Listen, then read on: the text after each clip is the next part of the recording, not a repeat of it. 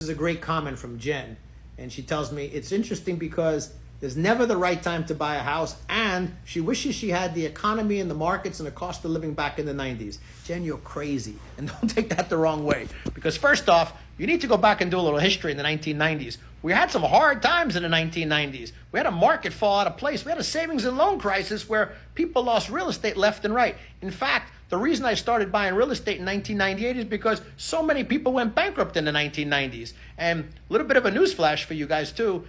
I'm not going to tell you the exact rates, but in the 1990s, interest rates were 13, 14, 15% on commercial and residential properties, and it was coming on down. So you certainly don't want to go back to the 90s, that I can tell you.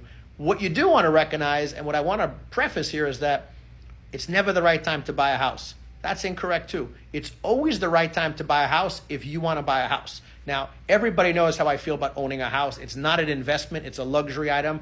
I'm not against buying a house or buying a condo. You just have to understand that this is not an investment. This is something you're going to support. However, if you need a house and you want to own a home, don't worry about the market. Don't worry about that at all. Buy when the time is right for you. And don't worry so much about the interest rates, because if the rates come down, you could refinance the house at a lower rate.